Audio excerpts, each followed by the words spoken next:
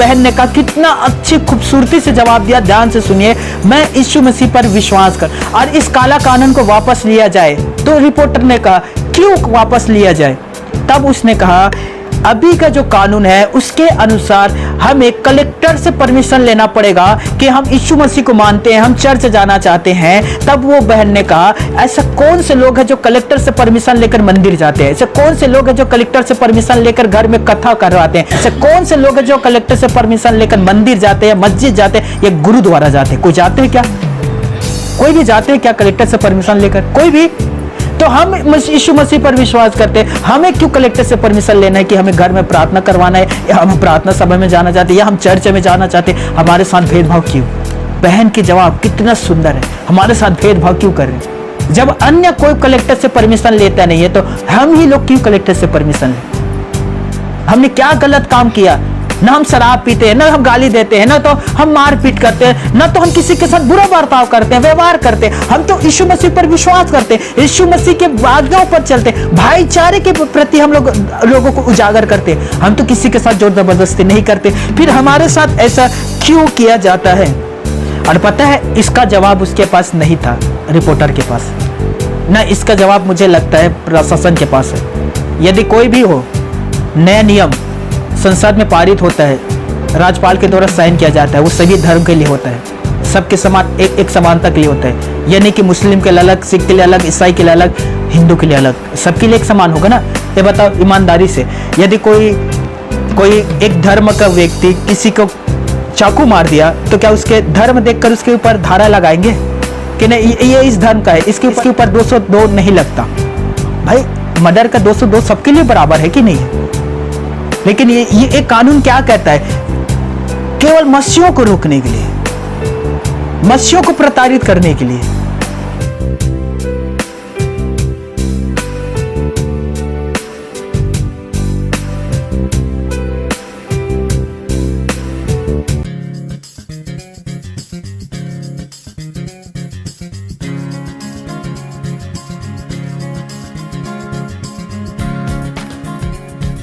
Once again सभी को जय मसीह की। कल के धरना रैली में आप सब जो गए थे, मैं दिल से आपका धन्यवाद करता हूँ। जो नहीं गए थे, प्रार्थना कर रहे थे, मैं उनके लिए भी धन्यवाद करता हूँ। सच में दोस्तों, एक बहुत बड़ी रैली था जो मसीहों के द्वारा निकाला गया अपने हक के लिए, अपनी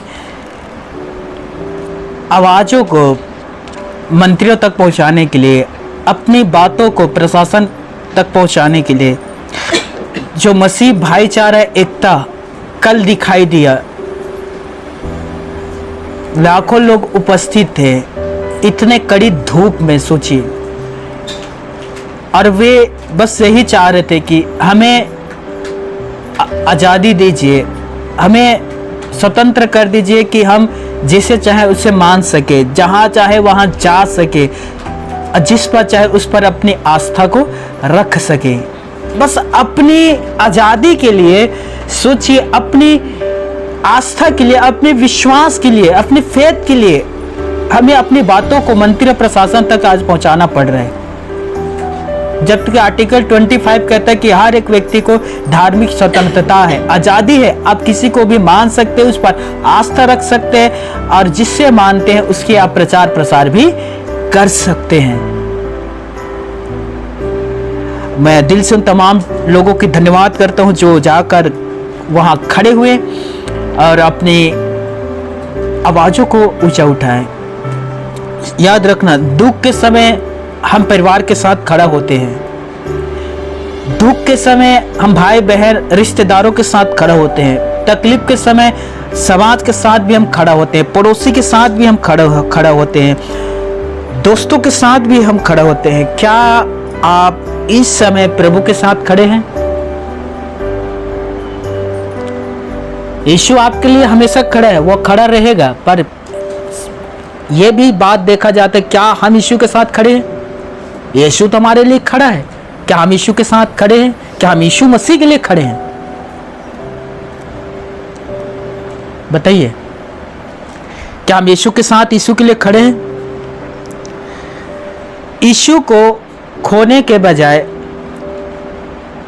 1000 दोस्तों या 1000 रिश्तेदारों को खोना बेहतर है। मैं क्यों कह रहा हूं, सुनिएगा इस बात को, क्यों बेहतर है। मैं अपनी एक छोटी सी कहानी बता रहा हूं, क्यों यीशु मसीह को खोने के बजाय मैं दोस्तों या रिश्तेदारों को खोना पसंद करूंगा, क्यों बेहतर है। बड़े ध्यान से सुनिएगा।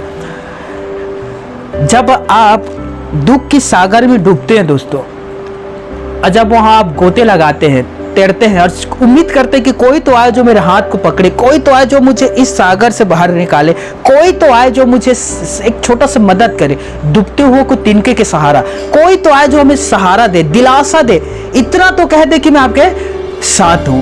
ये ना हो कि पीठ नहीं, हाथ आगे बढ़ाए और कहे कि मैं आपके साथ हूं। मेरे साथ हुआ है जब मेरे एक्सीडेंट हुआ था 2014 में। सब तरफ से मैं हारा हुआ था, सब तरफ से मैं हताश था। ऐसा था जिधर हाथ बढ़ाया करता था मदद के लिए, वो हाथ ही काट देता था। जिस डाली में जाता था माली डाली ही काट देता था। मैं वो उस भव सागर के दुख में फंसा हुआ था दोस्तों, इस उम्मीद में तो कोई तो आए, हाथ पकड़े और उस दुख के सागर से बाहर निकाल ले आए। लेकिन नहीं, उस समय जब मैं यीशु से अनजान था, अनभिज्ञ था, मैंने प्रभु को पुकारा पहले बार, फर्स्ट बार, और उसने कहा, अगेश्वर, कोई तुम्हारी मदद करे ना करे, कोई साथ दे ना दे, मैं तुम्हारी मदद करूंगा, मैं तुम्हारे साथ दूंगा। और उसने उस भवसागर से बाहर निकाला दोस्तों, उस दलदल से बाहर निकाला। हालेलुया।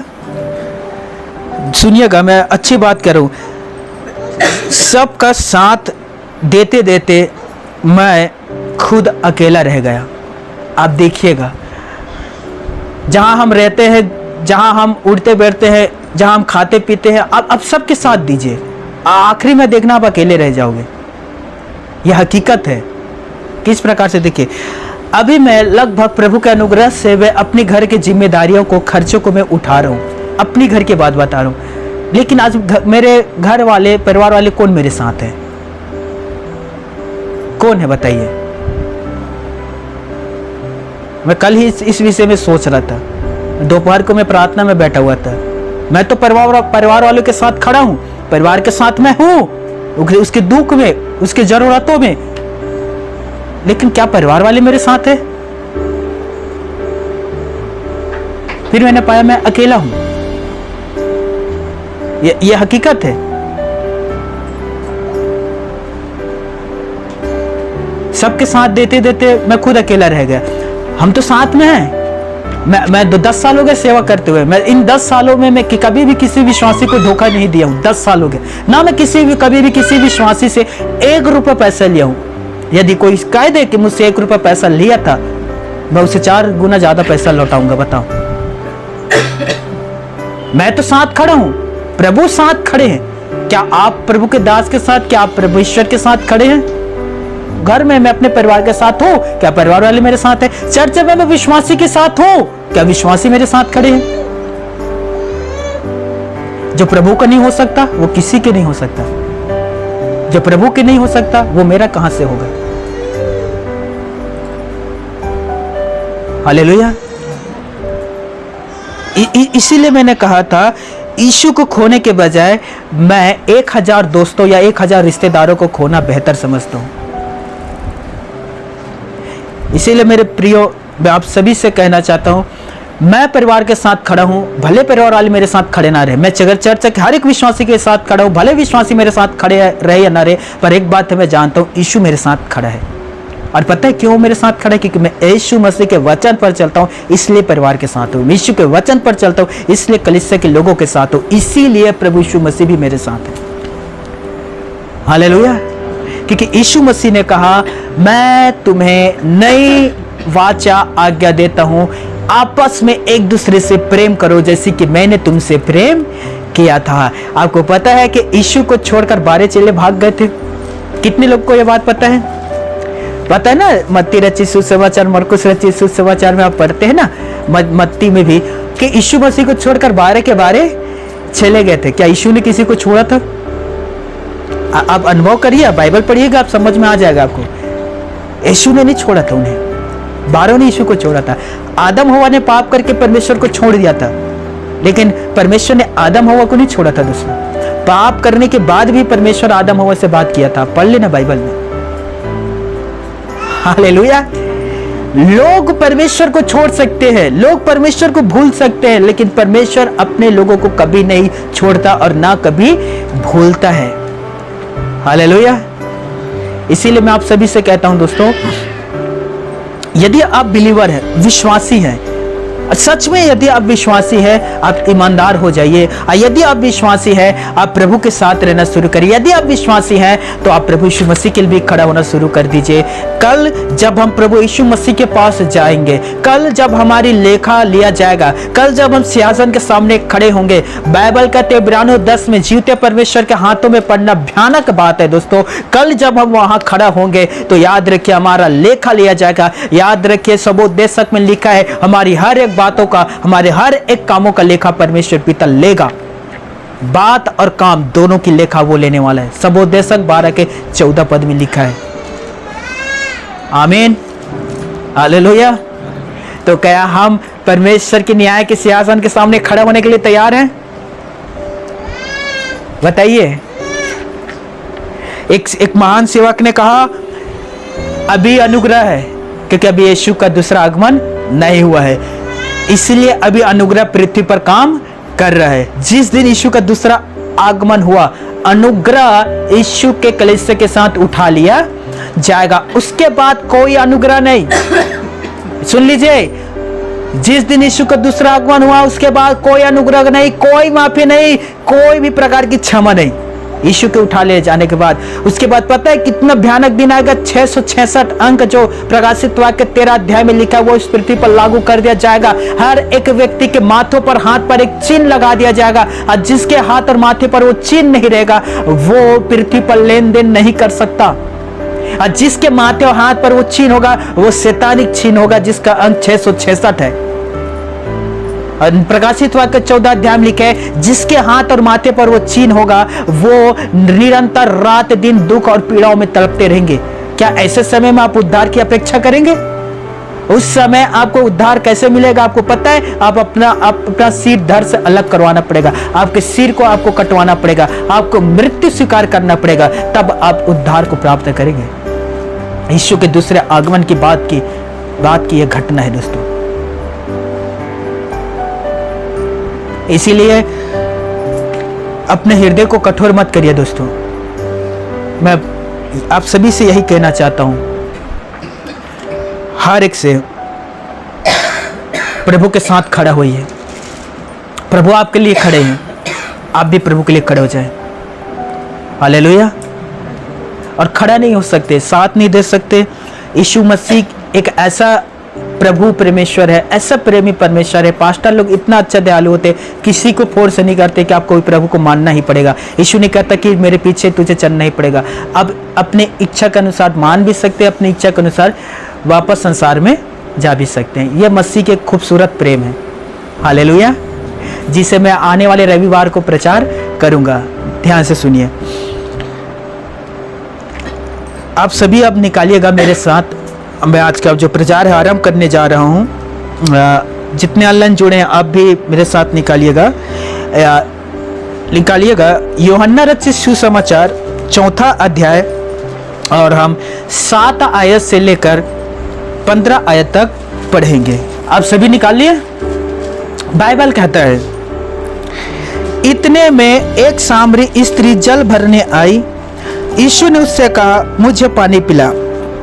8वें आयत, क्योंकि उसके चेले तो नगर में भोजन मोल लेने को गए थे।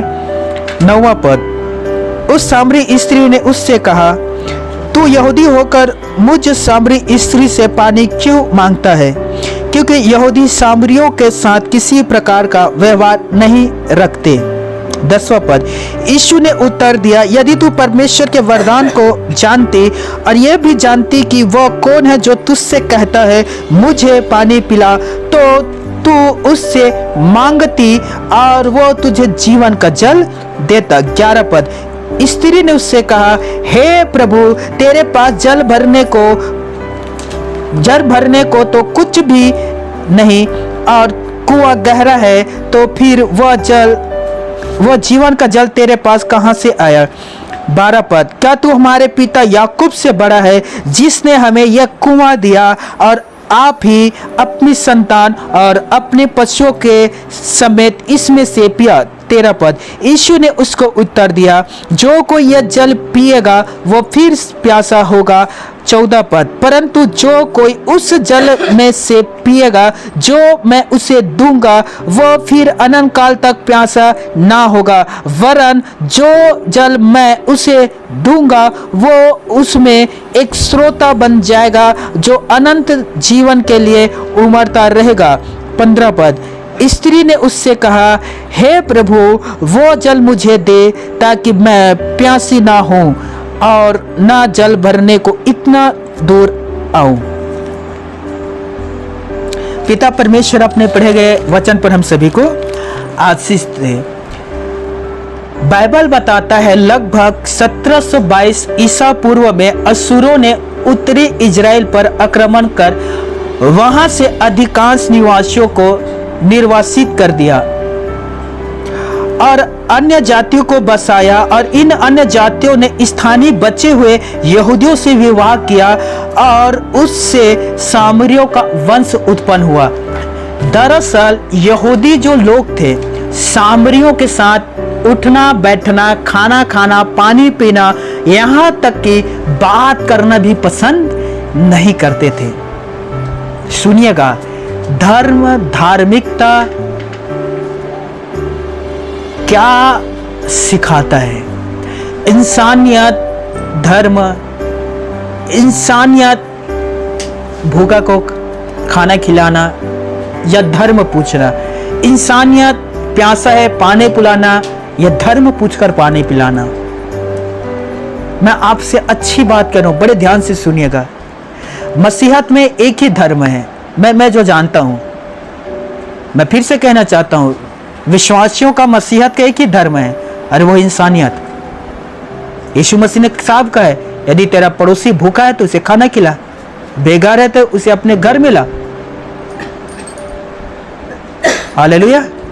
जैसे मैं दयावंत हूं वैसे तू भी दयावंत बन। परमेश्वर कभी भी जात पात नहीं देखता दोस्तों। इसीलिए आज हर एक प्रकार के लोग यीशु मसीह को मानते हैं। ऐसा कोई भी देश नहीं जहां यीशु मसीह के मानने वाले लोग ना हो। मलाकी 2:10 परमेश्वर कहता है, क्या मैं सभी जातियों का परमेश्वर नहीं हूं? क्या मैं परमेश्वर एक ही नहीं हूं? क्या मैं सबका नहीं हूं? वो कहता है मैं सबका परमेश्वर हूं। तीमुथियुस की पुस्तक में लिखा है, क्या मैं केवल यहूदियों का परमेश्वर हूं? फिर वो आगे कहता है, नहीं, मैं सब जातियों का परमेश्वर हूं। हमारा जो ईश्वर है, जिस पर हम आस्था विश्वास रखते हैं, वो सभी का परमेश्वर है, हर एक जन का। और देखिए यीशु मसीह ने कैसे जात धर्म का जो भेदभाव था, रीति रिवाज था, यीशु मसीह यहां खत्म करता है दोस्तों। असुरों ने लगभग 1722 ईसा पूर्व में यहूदियों के बहुत सारे लोगों को मारा और उस यहूदी के नगर में अन्य जाति को लेकर बसा दिया। और अन्य जातियों ने क्या किया, यहूदियों के साथ, लड़कियों के साथ शादी किया और उसके द्वारा जो बच्चे उत्पन्न हुआ करते थे वो सामरी कहलाते थे। समझना बातों को। तो जो कट्टरपंथी जो यहूदी थे, वे लोग उन सामरियों के साथ बातचीत करना पसंद नहीं करते थे, उनके साथ उठना बैठना पसंद नहीं करते थे, उन्हें अपने घर में बुलाना पसंद नहीं करते थे, ना स्वयं वो उनके घर में जाया करते थे। सामरियों का अलग मानने वाला स्थान था और यहूदियों का अलग मानने वाला स्थान था। अब बड़े ध्यान से सुनिएगा, बड़े ध्यान से दोस्तों। यहूदी उन्हें शुद्ध नस्ल का नहीं मानते थे, यहूदी सामरियों को अशुद्ध मानते थे, उनके साथ भोजन नहीं किया करते थे, बर्तन साझा नहीं करते थे, यहां तक कि उनके संपर्क में आने से भी वो लोग बचते थे। सामरियों के नगर से होते हुए यहूदी लोग यात्रा भी नहीं करते थे। आपको पता है, एक बार यीशु मसीह ने सामरियों से कहा, मैं इस नगर से होकर जाना चाहता हूं। आप पढ़ सकते हैं लूका 9वें अध्याय में। यीशु ने जब यह प्रस्ताव रखा कि मैं सामरियों के नगर से होते हुए जाऊंगा, तो सामरी के लोगों ने यीशु को कहा कि तू यहूदी है और तुझे हम इस नगर से जाने नहीं देंगे। यह मना कर दिया गया सामरियों के द्वारा। अब सुनिएगा कैसे प्रभु यीशु मसीह ने अद्भुत काम किया। यीशु मसीह प्यासा था, कुएं के पास बैठा हुआ था, एक सामरी स्त्री आती है पानी भरने के लिए कुएं में, और यीशु मसीह उस सामरी स्त्री से कहे मुझे पानी पिला। पता है सामरी स्त्री क्या कहती है? तू यहूदी है और तू मुझसे मेरे हाथ से पानी पीना चाहती है? क्योंकि यहूदी सामरियों के साथ किसी भी प्रकार का कोई संपर्क नहीं रखता। देखिए बाइबल क्या कहता है। उत्पत्ति जब अध्याय आप पढ़ते हैं, आप वहां भी भेदभाव पाते हैं दोस्तों, जाति धर्म का। जब यूसुफ और उनके भाई एक साथ भोजन करने के लिए एक टेबल में बैठे, तो वहां के जो मिस्र के लोग थे वो अलग टेबल में भोजन करने के लिए बैठे। आप पढ़ सकते उत्पत्ति में। प्रेरितों के काम 10 अध्याय में आप पढ़ेंगे, वहां भी पतरस के द्वारा यह बात कहा गया। आप पढ़ सकते हैं कि हम उनके साथ भोजन नहीं कर सकते। लेकिन पता है प्रभु की अच्छी मोहब्बत क्या है? यीशु मसीह ने उस स्त्री से जल मांगा जिसके साथ यहूदी बैठ बात करना पसंद नहीं करते थे, लेकिन यीशु ने कहा मुझे पानी पिला। हालेलुया। यीशु मसीह सब लोगों से एक समानता प्रेम करता है। मैं अच्छी बात कह रहा हूं, बड़े ध्यान से सुनिएगा। 18 अप्रैल कल का दिन मसीह रैली रायपुर तूतावास में रखा गया था, और मैं वीडियो देख रहा था दोस्तों। एक मसीही विश्वासी बहन इंटरव्यू दे रही थी। वो एक रिपोर्टर को कह रही थी। रिपोर्टर पूछ रहा था आप क्यों यहाँ धरने में आए हुए हैं, आपका क्या नाम है? उसने बताया मेरा नाम साहू है। उसने कहा आप तो ईसाई नहीं हो, फिर आप इस धरने में क्यों आए? तब उस बहन ने कहा, कितना अच्छी खूबसूरती से जवाब दिया। ध्यान से सुनिए, मैं यीशु मसीह पर विश्वास करता हूं और इस काला कानून को वापस लिया जाए। तो रिपोर्टर ने कहा क्यों वापस लिया जाए?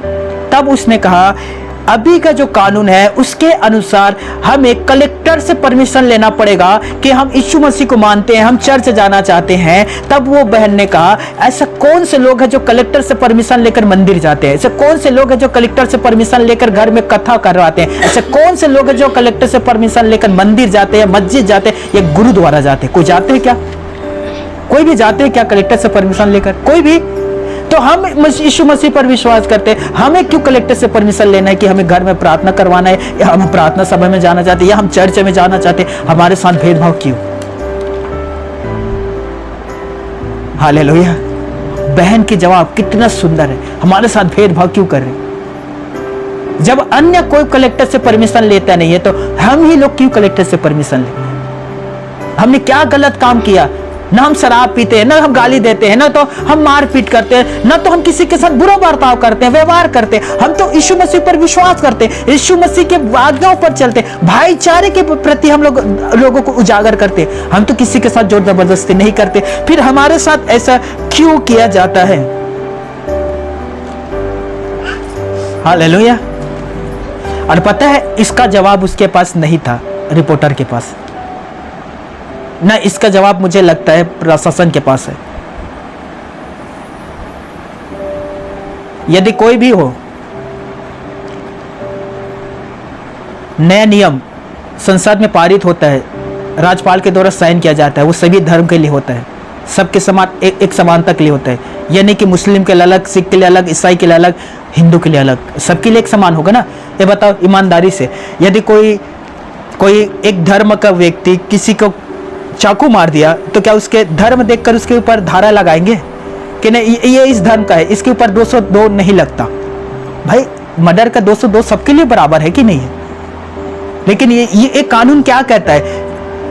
केवल मसीहों को रोकने के लिए, मसीहों को प्रताड़ित करने के लिए।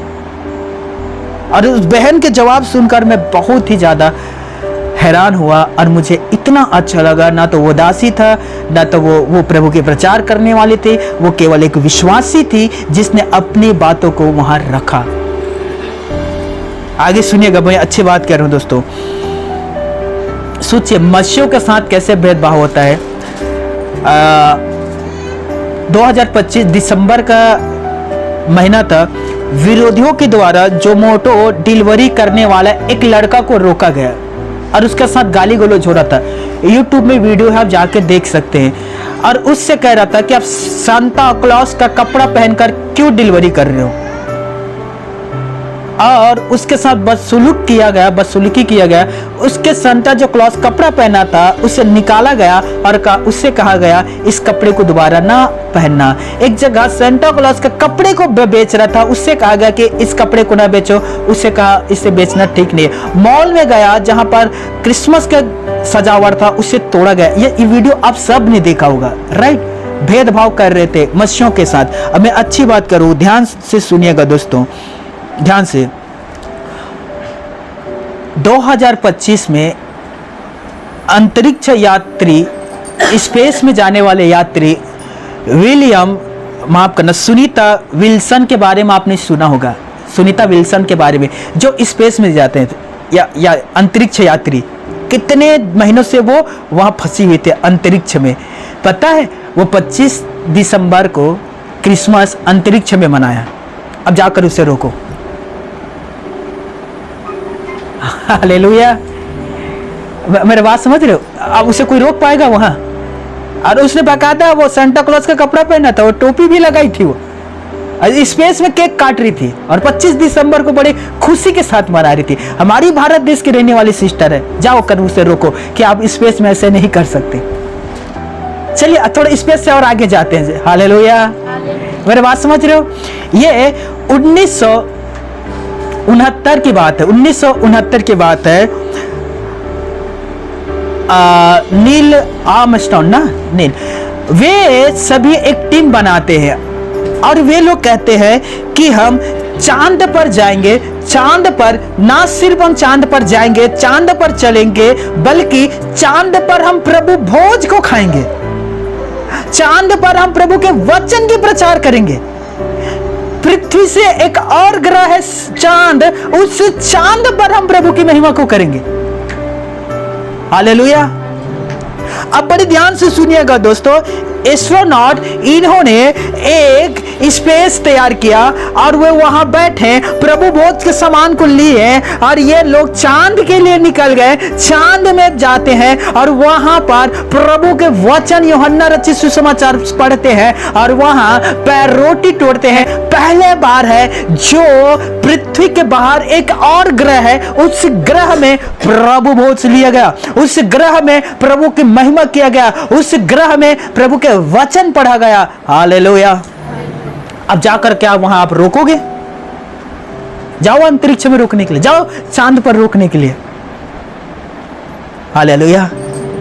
अरे प्रभु की महिमा है और प्रभु की महिमा उसके लोग कहीं भी कर सकते हैं। आपके रोकने से, आपके डराने से हम डरने वाले या पीछे हटने वाले नहीं हैं। हम प्रभु के ऊपर विश्वास करने वाले, आगे बढ़ने वाले लोग हैं। आमीन। चर्च जाने से विरोधियों के द्वारा रोका जाता है। जबरदस्ती नारे लगाने के लिए कहते हैं, धमकियां देते हैं। मुझे एक चीज समझ में नहीं आता, यदि आप जबरदस्ती किसी से नारा लगा ले, क्या जिसका उसने नारा लगाया उस पर विश्वास करने लग जाएगा? क्या उस पर आस्था करने लग जाएगा यदि आप किसी के साथ जोर जबरदस्ती करते हैं? बताइए बताइए। मैं उदाहरण दे रहा हूं, सुनिए। मान लीजिए यहाँ रोशन भाई बैठा है, मैं रोशन भाई का कॉलर पकड़ता हूं और उससे बोलता हूं, बोल यीशु मसीह की जय। और रोशन भाई कहता है, मैं यीशु मसीह को तो नहीं मानता, लेकिन मैं कहता नहीं बोल यीशु मसीह की जय, नहीं तो तुझे मैं मारूंगा। रोशन भाई कहता है, मैं तो यीशु पर विश्वास ही नहीं करता, तो मैं जबरदस्ती क्यों बोलूंगा? मैं कहता हूं तुझे बोलना पड़ेगा, और मैं 2 थप्पड़ मार दिया रोशन को, और वो कहता है यीशु मसीह की जय। ठीक है, अब मैंने जबरदस्ती उससे जय बुलवा दिया, क्या वो यीशु को मानेगा? क्या वो यीशु के वचन पढ़ेगा? क्या वो चर्च जाएगा? जैसे ही मैं उसके कॉलर को छोड़ूंगा, थोड़ा दूर जाएगा और रोशन मुझे गाली देगा। रोशन के जितना भड़ास है वो मेरे ऊपर निकलेगा, और ना सिर्फ वो मुझे गाली देगा, बल्कि वो यीशु मसीह को भी अपमान करने की कोशिश करेगा। और वो क्या कहेगा, जब ये ऐसा है तो यीशु मसीह कैसा होगा? कोई भी नॉर्मल व्यक्ति हो ये सोचेगा, यदि आप किसी के साथ जोर जबरदस्ती करते हैं ना, तो सुनिए, वो सोचेगा जब उसके मानने वाले ऐसे हैं तो वो कैसा होगा। हालेलुया, मेरी बात समझ रहे हो? जैसे कि आतंकवादी बम कहीं पर फोड़ते हैं या खुद को बम से उड़वाते हैं तो वो अल्लाह अकबर करके चिल्लाते हैं, या किसी को फायरिंग करते हैं, गोली मारते हैं, तब भी वो कहते हैं अल्लाह अकबर करके। तो आप सोचिए, उन कुछ आतंकवादियों के द्वारा, वो मुस्लिम नहीं है, मैं फिर से कहता हूं वो मुस्लिम नहीं है, वो कुछ आतंकवादियों के द्वारा, उन कुछ लोगों के द्वारा दूसरे लोग भाई मुस्लिमों को बुरी नजर से देखते हैं, जबकि भाई मुस्लिम लोग अच्छे लोग हैं। मैं उनके साथ रहा हूं, मैं उनके साथ खाना भी खाया हूं, मैं उनके घर काम करने के लिए जाता था, लेकिन कुछ आतंकवादियों के द्वारा, उनके इन नारों के द्वारा, उनके इन बर्तावों के द्वारा कुछ लोग उन लोगों को टारगेट करते हैं और कहते हैं कि सब लोग खराब हैं लोग, जबकि सब खराब नहीं है, वो कुछ लोग हैं जो इन कामों को किए थे। मेरी बात को समझिएगा दोस्तों,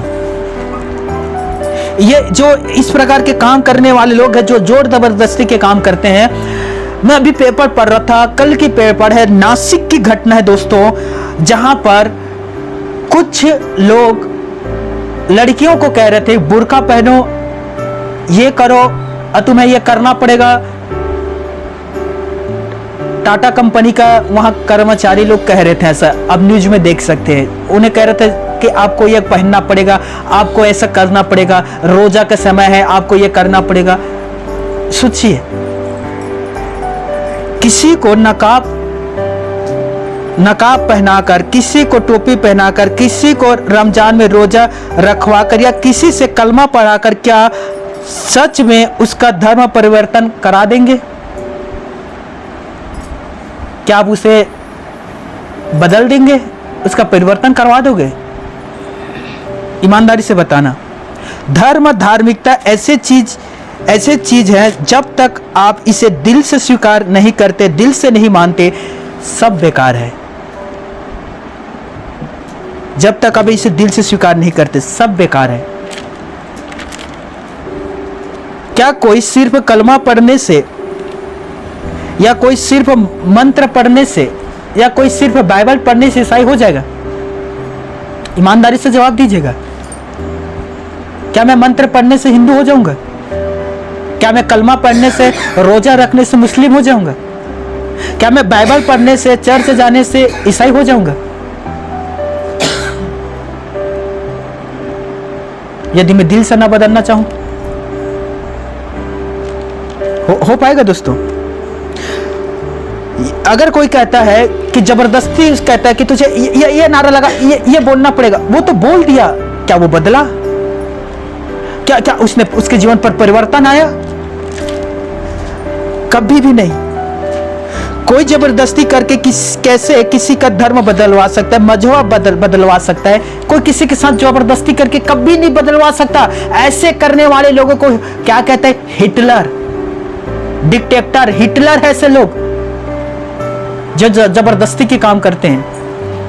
रोमियो 2 अध्याय 25 पद, बाइबल कहता है यदि तुम व्यवस्था पर चलते हो तो तुम खतना करवाते हो तो तुम्हारे लिए अच्छी बात है, लेकिन यदि तुम व्यवस्था पर नहीं चलते हो और खतना को करवाते हो तो खतना कराने से तुम्हें कोई लाभ नहीं है।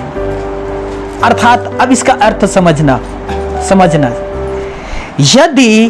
यदि मैं प्रभु के साथ चलता हूं, प्रभु में हूं, प्रभु के अनुयायी हूं और मैं बाइबल पढ़ता हूं, तो ये फायदे की बात है।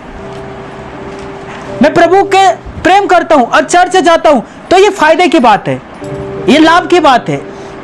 हालेलुया। लेकिन यदि मैं प्रभु के साथ प्रेम नहीं करता, प्रभु को पसंद नहीं करता और मैं चर्च आता हूं, तो मैं चर्च आकर सो जाऊंगा। मैं चर्च आकर मुझे बोर लगने लगेगा। क्यों? क्योंकि मैं तो प्रभु से प्रेम ही नहीं करता, अंदर से तो मैं खोखला ही हूं ना। यही बात रोमियो 2:25 कहता है, व्यवस्था पर चलता हूं और मेरा खतना हो रहा है तो अच्छी बात है, यह लाभदायक है। लेकिन मैं व्यवस्था का पालन नहीं करता, अगर रीति के अनुसार यदि खतना करवा रहा हूं तो इससे मुझे कोई लाभ नहीं है।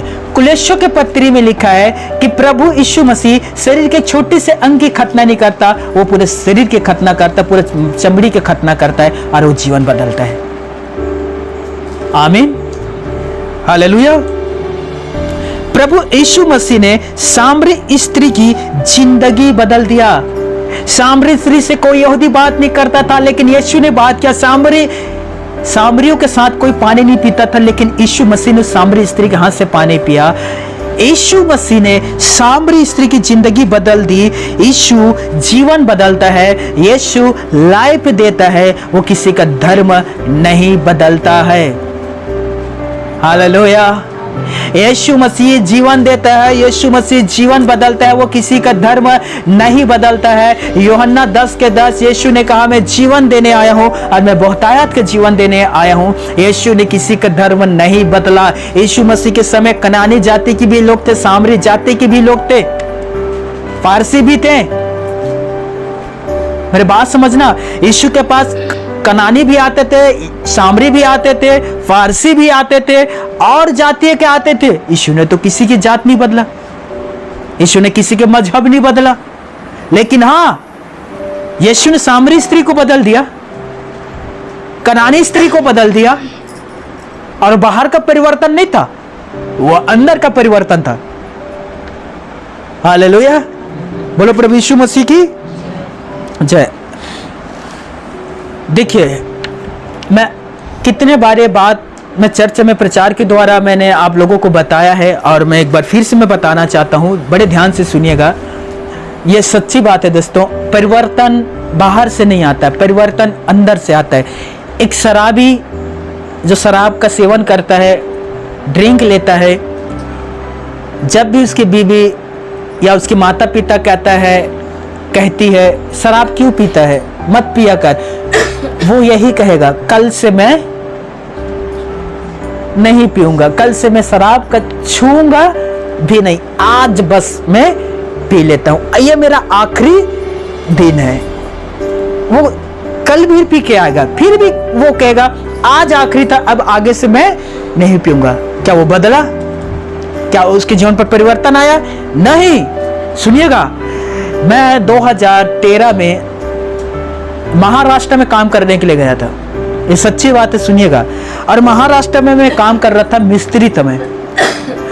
और काम करने के बाद एक दिन मैं और मेरा दोस्त, हम दोनों ने कहा कि आज के बाद से हम शराब नहीं पिएंगे, आज के बाद से हम गुटखा नहीं खाएंगे, और आज के बाद से हम बीड़ी भी नहीं पिएंगे। और हम दोनों दोस्त ने कहा, वादा करते हैं बाय चांस यदि कोई भी हो शराब, बीड़ी, गुटखा खाते या पीते हमें दिख गया तो उससे 500 रुपये जुर्माना देना पड़ेगा। मैं और मेरे दोस्त, हम दोनों ने ये नियम बनाया।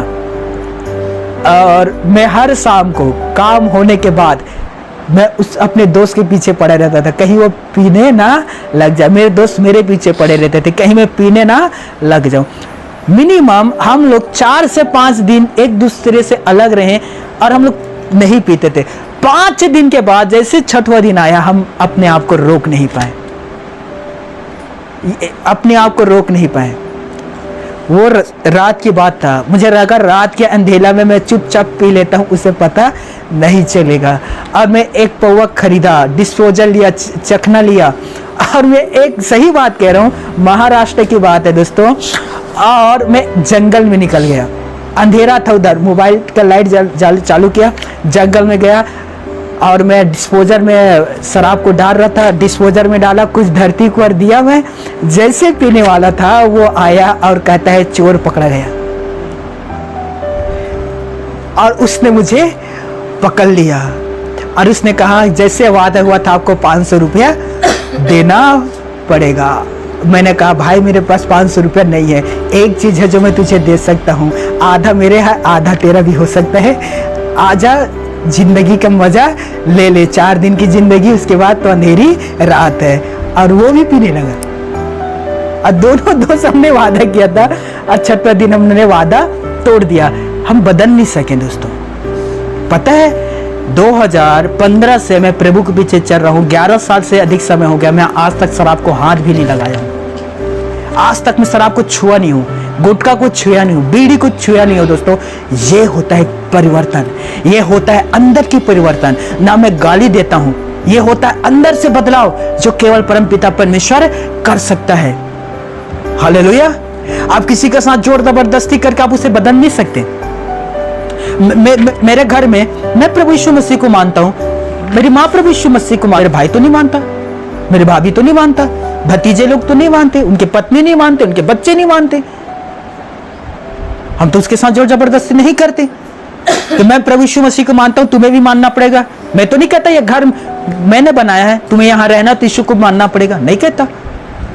विश्वास आस्था में जोर जबरदस्ती नहीं होता दोस्तों, वो तो श्रद्धा है, इंसान दिल से अपनाना चाहिए, ना कि जोर जबरदस्ती के साथ। हालेलुया। सुनिएगा, धर्म इंसानों द्वारा बनाए हुए एक खोखली ढांचा है। मैं इसे मैं अपने नजरिए से कह रहा हूं, इंसानों के द्वारा बनाए हुए धर्म एक खोखली ढांचा है जो आगे जाकर गिर जाता है।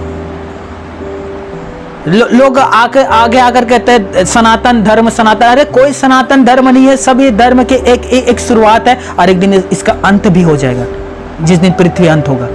सनातन केवल एक ही है और वो परमपिता परमेश्वर है, उसके अलावा कोई सनातन नहीं है, ना उसकी शुरुआत है ना उसका कोई अंत है। धर्म इंसानों द्वारा बनाए हुए एक खोखली ढांचा है और एक दिन ये गिर जाएगा। इसीलिए यीशु मसीह ने कहा, सुनिए, मत्ती रचित सुसमाचार 23 अध्याय 5 आयत से लेकर 7 आयत तक, जल्दी निकालिए। मत्ती रचित सुसमाचार 23 अध्याय।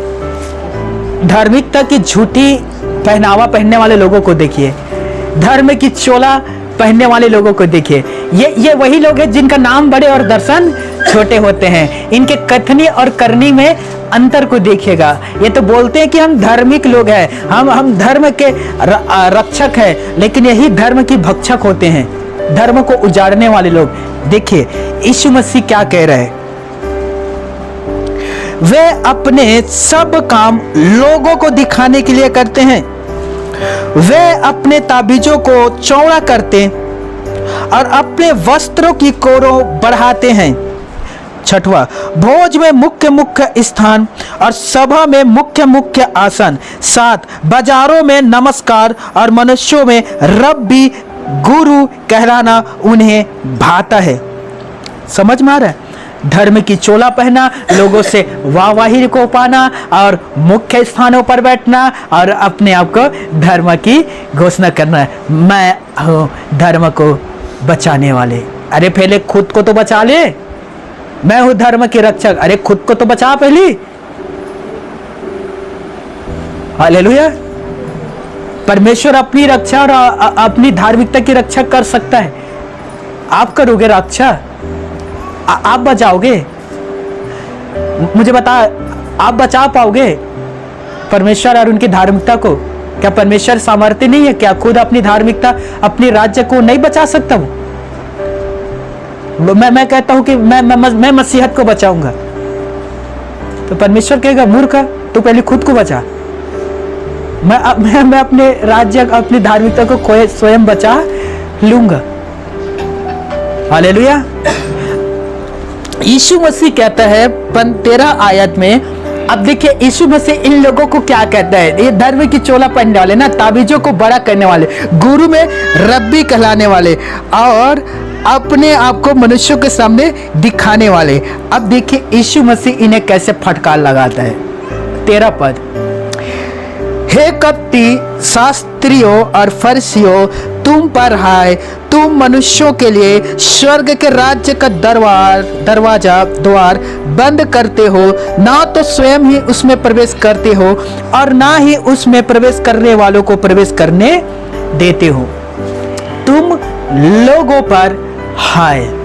पता है इन लोग कौन है? ये वे लोग हैं जो धर्म की चोला पहने हुए हैं, धर्म की बातें करते हैं, लेकिन ये खुद परमेश्वर के राज्य में नहीं पहुंचेंगे। ना तो ये लोग उस राज्य में पहुंचेंगे, ना तो वो दूसरों को भी वहां पहुंचने देते हैं। ये इस प्रकार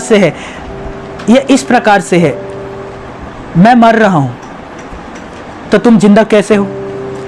मैं नरक में जा रहा हूं तो तुम स्वर्ग में क्यों जाओगे? तो जहां मैं जाने वाला हूं वहां तुम भी मेरे साथ चलो। कान खोलकर सुनिए, ना तो स्वयं वो स्वर्ग में जा रहा है, ना तो वो जाने को किसी को दे रहा है। और रोकने वाला 15 पद ध्यान से देखिए। यीशु कह रहे हैं, हे कपटी शास्त्रियों और फरीसियों, तुम पर हाय, तुम एक जन को अपने मत में लाने के लिए सारे जाल और थाल में फिरते हैं, और जब वह मत में आ जाता है तो उसे अपने से दूना नरकिया बना देते हो। नरकिया का अर्थ होता है नरक में डालने वाला, बना देते हो। पता है दोस्तों, ध्यान से सुनना, आज क्या होता है? तुम यीशु मसीह को मानते हो, तुम चर्च जाते हो, तुम बाइबल पढ़ते हो, हम तुमसे सब समाज से बहिष्कृत कर देंगे, हम तुम्हारा हुक्का पानी बंद कर देंगे। चलो चलो चलो चलो चलो, यीशु को मानना छोड़ो, निकालो अपने घर से बाइबल बाहर करो। और आज के बाद यदि तुम्हारे घर में प्रार्थना होगा, आज के बाद यदि तुम्हारे घर में हालेलुया का शब्द सुनाई देगा, फिर हम तुम्हें बहिष्कृत कर देंगे, समाज से अलग कर देंगे। ये यही बात है जो यीशु मसीह कह रहा है। वो हर प्रकार के एक जाल को बनाएगा, वो हर प्रकार के आपके लिए रणनीति बनाएगा और आपको फंसा के, आपको अपने अधीन लाकर, आपको डरा कर नरक के हवाले कर देंगे।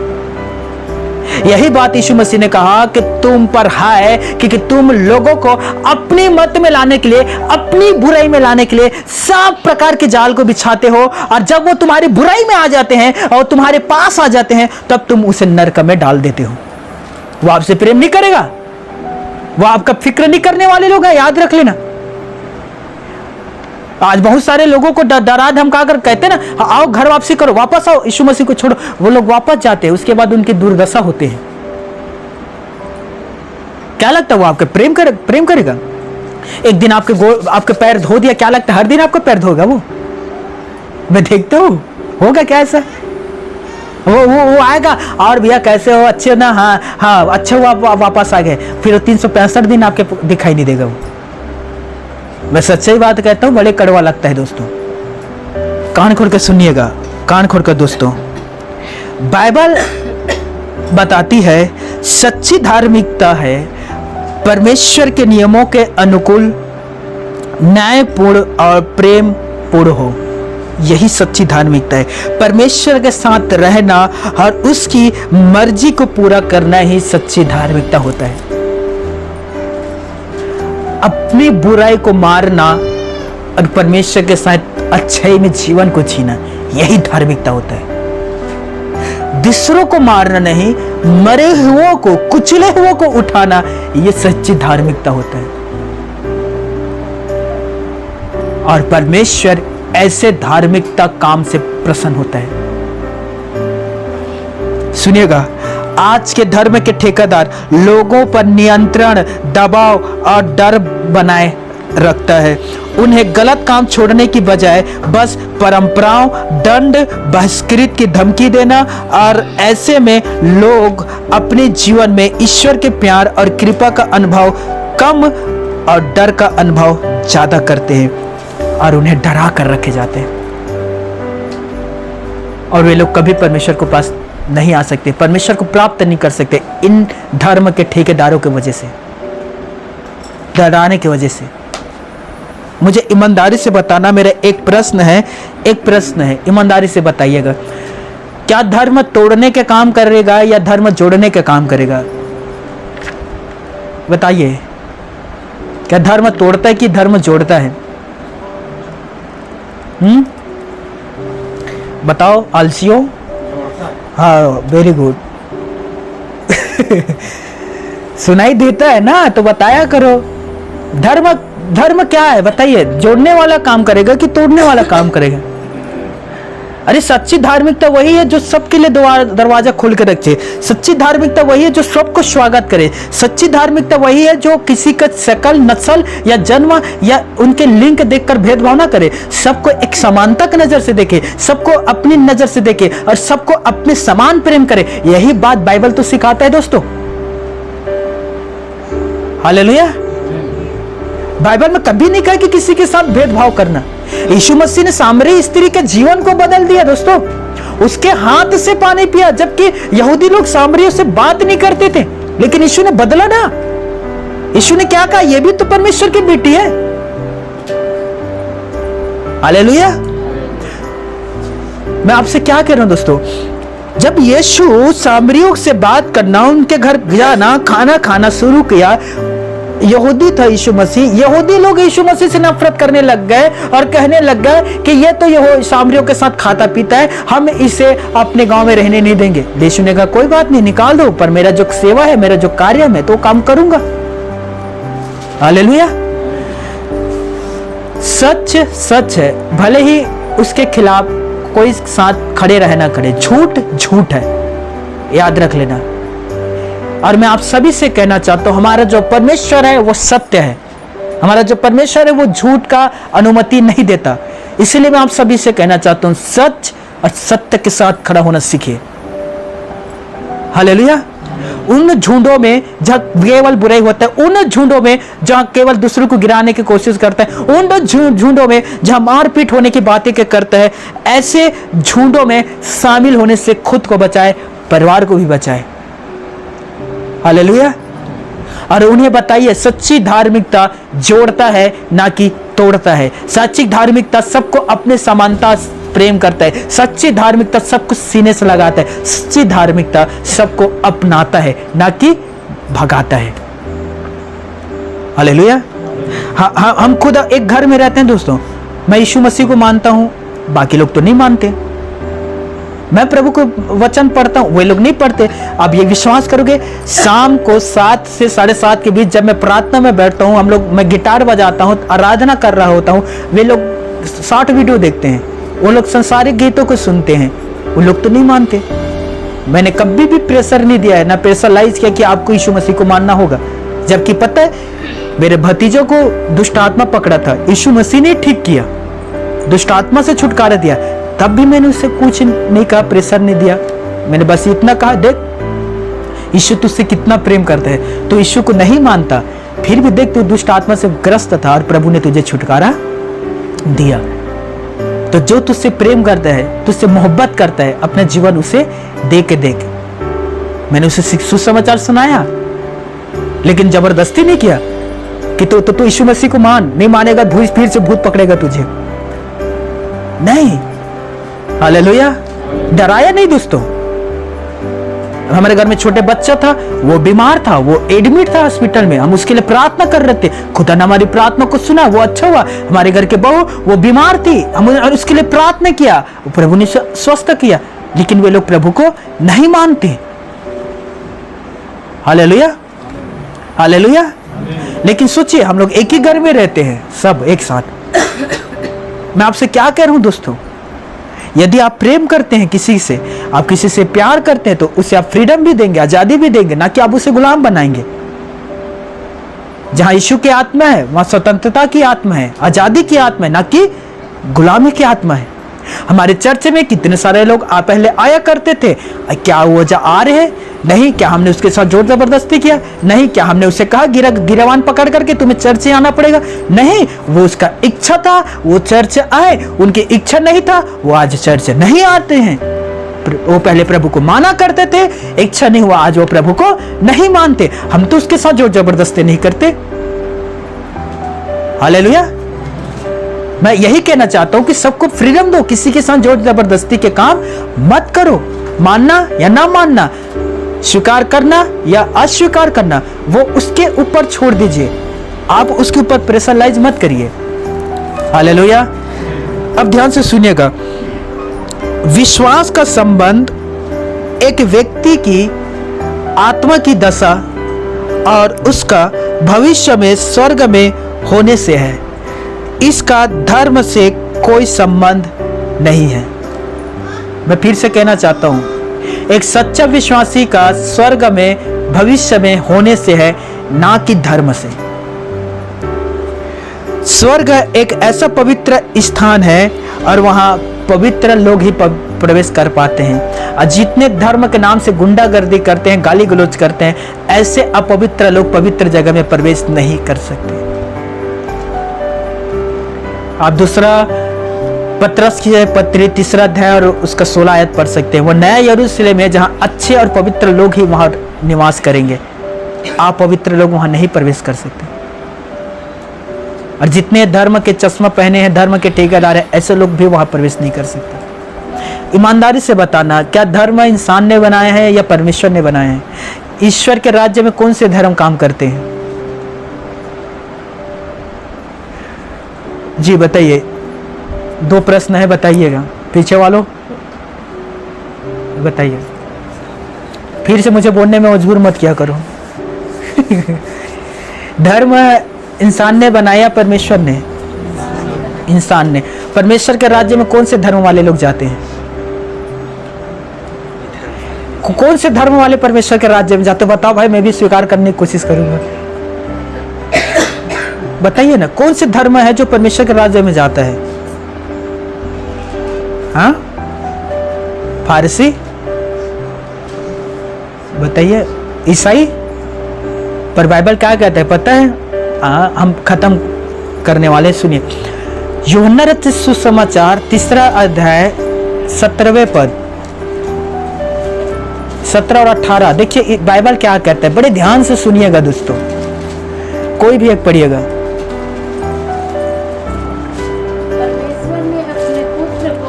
परमपिता परमेश्वर ने अपने पुत्र को जगत में इसलिए नहीं भेजा, जगत में इसलिए नहीं भेजा कि जगत पर दंड की आज्ञा दे, जगत पर दंड की आज्ञा दे, परंतु इसलिए कि जगत उसके द्वारा उद्धार पाए, जगत यीशु मसीह के द्वारा उद्धार पाए। आगे, जो उस पर विश्वास करता है, जो यीशु मसीह पर विश्वास करता है, उस पर दंड की आज्ञा नहीं होती, उस पर दंड की आज्ञा नहीं होती, परंतु जो उस पर विश्वास नहीं करता, परंतु जो उस पर विश्वास नहीं करता, वो दोषी ठहर चुका। अब सुनिएगा, स्वर्ग में कोई एक धर्म वाले लोग वहां नहीं प्रवेश करता। स्वर्ग में विश्वास करने वाले विश्वासी प्रवेश करता है। हालेलुया, मेरे बात समझ रहे हो? विश्वास करने वाले लोग वहां जा रहे हैं। इफिसियों 2:8 वहां भी लिखा है कि जो विश्वास करते हैं वही परमेश्वर के राज्य में प्रवेश करते हैं। और ये परमेश्वर की ओर से दान है। परमेश्वर की ओर से क्या है? दान है। यीशु मसीह कहता है यूहन्ना 14:6 में, मैं ही मार्ग, सत्य और जीवन हूं, बिना मेरे द्वारा कोई भी स्वर्ग तक नहीं पहुंच सकता। आपको यीशु को लेना होगा और आप तभी स्वर्ग प्रवेश कर सकते हैं। ईसाई धर्म नहीं, यीशु मसीह को लीजिए। हालेलुया, मेरी बात समझ रहे हो? हालेलुया। मैं जाकर अपना धर्म बदलवाता हूं और मैं बीड़ी पी रहा हूं, मैं स्वर्ग जाऊंगा? मैं अब जाकर अपना धर्म बदलवा लिया, मैं ईसाई बन गया और रोज शाम को जाकर मैं शराब पी रहा हूं, क्या मैं स्वर्ग जाऊंगा? मैंने अपना धर्म बदलवा लिया और मैं क्या बन गया? ईसाई पादरी बन गया और मैं गंदा गंदा गालियां दे रहा हूं, क्या मैं स्वर्ग जाऊंगा? लेकिन हाँ, मैं हिंदू हूं, वर्मा हूं और मैं प्रभु के वचन का पालन करता हूं, मैं प्रभु के वचन पर चलता हूं और मैं हिंदू हूं, हिंदू ही मर जाऊंगा, तो मैं तो स्वर्ग जाऊंगा ही ना भाई। तो धर्म स्वर्ग लेकर जा रहा है कि विश्वास लेकर जा रहे हैं? विश्वास। हालेलुया। इसीलिए यीशु ने कहा जो कोई भी उस पर विश्वास करता है उस पर दंड की आज्ञा नहीं होता, उस विश्वासियों के ऊपर दंड नहीं मिलेगा, वो स्वर्ग में परमेश्वर के साथ प्रवेश करेगा। Hallelujah, hallelujah. इसीलिए जो भी जोर जबरदस्ती के काम करता है, धमकियां के देने के काम करता है, उन्हें जाकर ये आखिरी का 2 मिनट का जो प्रचार है उन्हें बता दीजिएगा, मैं ग्रुप में डाल दूंगा। 2 मिनट है, सुनिएगा बड़े ध्यान से। किसी को धमकाना, दबाव डालना, बहिष्कृत कर देना, समाज से अलग कर देना, गांव से अलग कर देना, उनकी जमीनों को छीन लेना और उनके रुपयों को लूट लेना और उन्हें गाली गलौज करना, मारपीट करना, बहुत सारे विश्वासी के लहू भी बहा दिए जाते हैं। उन तमाम लोगों से कहना दोस्तों कि धर्म से बढ़कर होता है इंसानियत, और इंसानियत परमेश्वर हर एक लोगों के अंदर देता है। सुनिएगा, कहानी सुनिए जो मैंने चर्च में कितने बार बताया है, और आप सुनिए, समझने की कोशिश करिएगा। हालेलुया। कुछ इस प्रकार से है दोस्तों।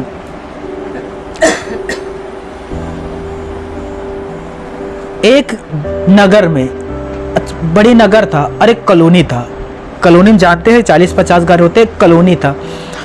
उस कॉलोनी में एक विश्वासी भाई था, न बीबी था न बच्चा था, बस एक विश्वासी भाई रहा करता था। और उस कॉलोनी में सभी तरफ पंडित लोग रहा करते थे, जो मैं कितने बार आपको बताया हूँ, चारों सभी तरफ पंडित लोग। और वो एक मसीह विश्वासी लड़का रहा करता था, बाइबल पढ़ने वाला, चर्च जाने वाला, लेकिन उसे खाने का बहुत ज़्यादा शौक था। वो हर शाम अपने लिए चिकन खरीद कर लाता था और वो उसे पकाता और हर शाम रात को वो उसका सेवन किया करता था। तो पंडित का मोहल्ला था, वो एक विश्वासी था, हर शाम वो चिकन पकाता और उस चिकन के खुशबू से वे लोग परेशान हो चुके थे। खुशबू करता है ना, वो बनता है, तो उसके खुशबू से सब लोग परेशान हो चुके थे, सब लोग उग गए थे। और वो सब लोग कहते थे इसे जैसे भी हो, कैसे भी करके इसे इस कॉलोनी से या तो बाहर भगा देते हैं या तो फिर इसे हम अपने घर में ला लेते हैं। उसे बहुत समझाया और कहा मत चिकन खाया कर, और उसने कहा मेरा फेवरेट है, मैं तो उसे खाऊंगा। एक दिन मीटिंग रखता है, पंचायत रखता है, उस विश्वासी को बुलाता है, विश्वासी आता है और उससे कहा गया सुनिए, हमारा सबसे श्रेष्ठ धर्म है और हम आपको अपने धर्म में मिलाना चाहते हैं। विश्वासी था, वो सिखाने के लिए, उन लोगों को सिखाने के लिए, किसी के साथ जोर जबरदस्ती नहीं करना चाहिए। उसने कहा ठीक है, मुझे क्या करना पड़ेगा, विश्वासी ने कहा। तो उन लोगों ने कहा ठीक है, हम आपको एक रीति बताते हैं, उसके अनुसार आप हमारे धर्म जात में आ जाओगे। पता है, उस व्यक्ति को खड़ा किया, मंत्र पढ़ा, गंगा जल लिया, उसके ऊपर छिड़का और कहा तुम पैदा ईसाई हुए थे, अब तुम हिंदू हो चुके हो। गंगा जल छिड़क के और कहा कि आज से तुम हिंदू पंडित बन चुके हो। और सब खुश थे, आज से इसके घर में चिकन उकन अब नहीं पकेगा, ना खाएगा। शाम होता है, वो फिर चिकन पका रहा था, फिर सबके घर में खुशबू जाने लगा। सारे मीटिंग फिर इकट्ठी हुए, सारे लोग बुलाए और कहा फिर से उसके घर से खुशबू आ रहा है, लगता है वो फिर से चिकन बना रहा है। सब लोग एक साथ उसके घर में गए और जैसे इस विश्वासी ने उन लोगों को आते देखा, गंगा जल लिया और उसमें कढ़ाई में डालकर कहा तुम पैदा मुर्गी हुए थे। समझ आ रहे हो? तुम पैदा मुर्गी हुए थे लेकिन अभी तुम आलू हो। समझ में आ रहा है? सारे लोग हैरान, सारे लोग। और उसने बाकायदा उस चिकन में से थोड़ा से प्लेट में निकाला और सबके पास लाकर कहा लो आलू की सब्जी अब खाओ, ये आलू की सब्जी लीजिए, आलू की सब्जी लीजिए। सबने कहा अरे आलू नहीं है तो मुर्गा है, हम लोग नहीं खाते, या सूद है, ये अजीब हत्या हम लोग नहीं करते। उसने कहा नहीं नहीं नहीं, आप गलत हो, ये आलू की ही सब्जी है, आप खाकर तो देखो। भले पैदा ये मुर्गा हुआ था, गंगा जल छिड़क कर मैंने इसे आलू बना दिया। हालेलुया। मेरे बात का अर्थ आप लोग समझ गए ना? समझ गए ना? हाँ, समझदार हो तो। बस मैं यही कहना चाहता था प्रियो, आर्टिकल 25 सबको आज़ादी देता है, आप उसके अनुसार काम करिए। देश संविधान से चलेगा, ना कि आपकी गुंडागर्दी से, कोई जोर जबरदस्ती से। यीशु मसीह सबसे एक समानता प्रेम करता है, वो किसी के साथ भेदभाव नहीं किया। मैं हिंदू हूँ, आज भी हूँ, आगे भी रहूँगा, प्रभु मुझसे भी उतना ही प्रेम करता है, आप भी, आपसे भी प्रेम करता है। आज तक हमने कभी भी किसी की जाति धर्म देखकर प्रार्थना नहीं की दोस्तों। हमने हर एक व्यक्ति के लिए प्रार्थना किया, हर एक व्यक्ति से एक समान हमने प्रेम किया, जैसे कि हमारे प्रभु हमसे प्रेम करता है। हालेलुया। अब मुझे याद है अगले रविवार हम लोग घटोली गांव में प्रार्थना सभा लगाए हुए थे। वहाँ एक परिवार आया और वही रहने वाला है घटोली गांव में। उस बुजुर्ग एक परिवार आकर कहते हैं पास्टर जी क्या आप हमारे घर भी आएंगे? हमारा घर छोटा है, बैठने की जगह नहीं है, इसीलिए हम आपको नहीं बुला रहे थे, पर हम चाहते हैं कि आप हमारे घर आए और प्रार्थना करें। मैंने कहा आपको, मैं बिल्कुल आपके घर आऊँगा, पर मैं इस धर्म या जाति को, मुझे कोई फर्क नहीं पड़ता आप किस धर्म को है किस जाति को। आपने बुलाया मुझे, मैं आपके घर आऊँगा, आपके घर में बैठने की जगह नहीं है, हम आंगन में बैठेंगे। तब उसने मजाक में कहा इतना गर्मी में कोई बात नहीं, हम आंगन भी में बैठ कर प्रार्थना कर सकते हैं। Hallelujah, hallelujah. मैं क्या कह रहा हूँ दोस्तों, अब प्रभु यीशु मसीह परमपिता परमेश्वर धर्म नहीं बनाया है दोस्तों, वो इंसान बनाया है। इंसानों ने मूर्खता के काम करके धर्म बना दिया। और दुख की बात है कि हमारे भारत देश में धर्म जाति के नाम से लोग आपस में लड़ाई कर रहे हैं, आपस में मारपीट कर रहे हैं, आपस में लहू बहा रहे हैं, आपस में हत्या कर रहे हैं। किस लिए? केवल धर्म के नाम से मारपीट कर रहे हैं, लेकिन उस धर्म के रास्ते में नहीं चल रहे हैं, लेकिन मारपीट करने के लिए तैयार हो गए, रास्ते में नहीं चल रहे हैं दोस्तों। कितना दुख की बात है, सोचिए। एक लेखक ने कहा, उस लेखक का पुस्तक पढ़ रहा था, अब हिंदू मुस्लिम सिख ईसाई चारों ग्रंथ एक जगह रख दो, वो आपस में लड़ाई नहीं करेंगे। अब रखो कुरान, बाइबल, यजुर्वेद, सिख ग्रंथ एक जगह रख दो दोस्तों, वो आपस में लड़ाई करेंगे क्या? लेकिन चारों व्यक्ति को एक जगह रख दो, वे लोग लड़ना शुरू कर देंगे। एक मूर्तिकार ने कहा, हे ईश्वर, मैंने तेरे अनेक प्रतिमा बनाया और अनेक लोग आकर तुझे गिरकर धन्यवाद करते, और तूने अनेक लोगों को बनाया, अरे यही लोग आपस में लड़ते हैं। तू भी एक कलाकार है, मैं भी एक कलाकार हूं। मैं बनाता हूं, इन लोग आपस में नहीं लड़ाई करते। तूने जिन्हें बनाया, इन लोग आपस में लड़ाई करते। तो मूर्ख हो, थोड़ा बुद्धिमान हो जाओ, प्यार करो, लड़ाई ना करो, भाईचारा रखो, एक दूसरे से प्रेम करो। प्रेम से बड़ा धरोहर कुछ नहीं है, प्रेम से बड़ा कुछ नहीं होता।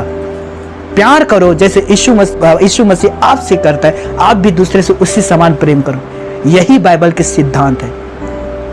हालेलुया।